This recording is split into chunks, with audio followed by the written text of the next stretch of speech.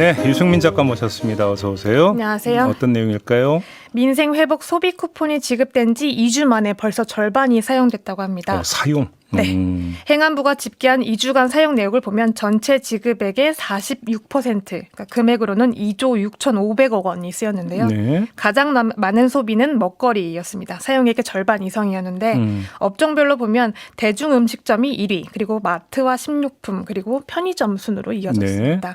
또 지급 전과 비교를 해봤을 때 매출 증가율이 가장 높았던 업종은 학원이었다고 합니다. 아, 이게 여름방학하고 맞물려서 그런 거 아닐까요? 그렇게 추적이 되는데요. 또 7월 5주차를 보면은 본격적인 휴가철이 시작된 주였는데 여가와 레저 소비가 두드러졌습니다. 네. 또 안경환 매출 증가율이 높아진 것도 눈에 띄었는데요. 이게 안경처럼 교체 주기는 길지만 언젠가 꼭 구매를 해야 하는 준내구재 소비가 늘어났다라고 볼 수 있습니다. 네. 이게 2020년 긴급재난지원금 때도 비슷한 소비 경향을 보였는데 당시에도 뭐 가구, 자동차 정비 같은 준내구재와 필수재 매출이 늘었던 적이 있었습니다.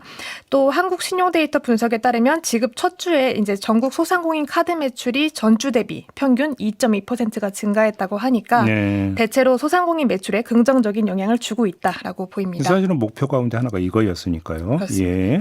그런데 이런 보도가 나온 그 기사마다 댓글이 눈에 띄었는데요. 우리 동네는 유흥주점에서도 쓸 수 있다더라. 홀덤펍에서 결제가 된다더라. 라는 내용들이 있어서 이걸 좀 더 추가로 취재를 해봤습니다. 실제로 그래요, 그러면? 네, 실제로 가능하다고 나오는데요.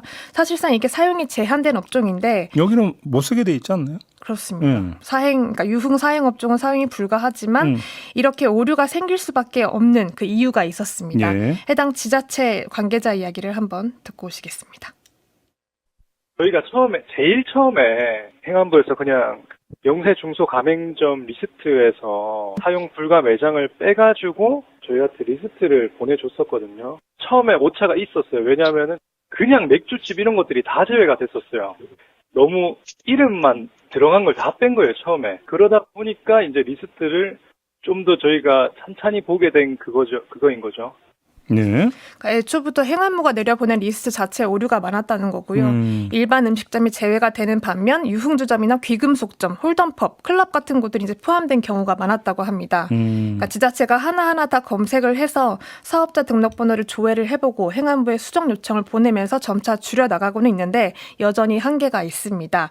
제가 발견했던 거는 업종을 쪼개서 등록한 유흥주점들이었던 거죠. 이게 어떻게 가능해요? 그러니까 이게 지자체 사용 검색 홈페이지에는 홍길동 노래 연습장이라고 검색이 되는데 실제로 지도 로드뷰로 확인을 해봤을 때는 홍길동 노래 주점으로 등장을 하는 시기입니다. 네. 그러니까 사업자 등록번호를 조회를 해봐도 업종이 안 뜨거나 혹은 폐업자로 나오거나 두 개의 사업자를 가지고 있는 경우였는데요. 이걸 구청 위생과에 확인을 해보니까 실제로 유흥주점으로 이제 영업이 되고 있는 곳들이었습니다. 네. 그러니까 공간을 쪼개서 뭐 10평은 노래 연습장, 20평은 주점으로 등록을 해놓은 경우인데 이게 예전에는 이런 영업허가 방식이 통용이 됐었기 때문에 두 가지 업종으로 허가를 받아놓은 곳들은 교묘하게 이번에도 법망을 피해가고 있다는 게 지자체 관계자의 설명이었습니다. 그러니까 이게 이제 실제로는 주점에서 썼는데 결제는 노래 연습장에서 선 것처럼 된다 이렇게 되는 거죠. 네. 또 그 관련 제보가 많이 들어오고 있다고 하는데요. 그러니까 일반 노래방인 줄 알고 사용 가능하다라고 해서 갔는데 아무리 봐도 유흥주점인 거죠. 근데 민생 쿠폰이 결제가 된다라고 하니 제보를 한다고 해도 그 위생과가 현장 조사를 나갔을 때 뭐 촬영이나 녹음처럼 확실한 물증이 없기 때문에 단속이 조금 어려운 상황이라고 합니다. 시청 관계자 이야기를 한 번 더 들어보겠습니다. 그 클럽이나 바 같은 데도 일반 음식점으로 해놓고 운영을 하는 데가 있어요. 클럽도 사실 그러니까 일반 음식점으로 등록이 돼 있었던 거예요. 확실한 증거를 찾기가 좀 솔직히 힘들기도 하고 이게 코앞에서 봐야 되는 건데 그거는 좀 애매할 수 있긴 하잖아요. 정황상으로 거기를 취소시키거나 처벌을 줄 수는 없기 때문에. 네. 네. 이렇게 요즘 사실 가게마다 그 유리창에 민생회복지원금 사용 가능이라고 문구를 대문짝만하게 붙인 곳들이 많은데 그 글자를 볼 때마다 행인들의 시선을 어떻게든 끌어서 이 소비를 촉진하려고 하는 그런 절박한 외침이 느껴지거든요. 네. 그러니까 민생을 살리자고 만든 쿠폰이기 때문에 작은 허점이 뚫리는 순간 그 취지가 무색해진다라는 걸 보여주는 사례였습니다.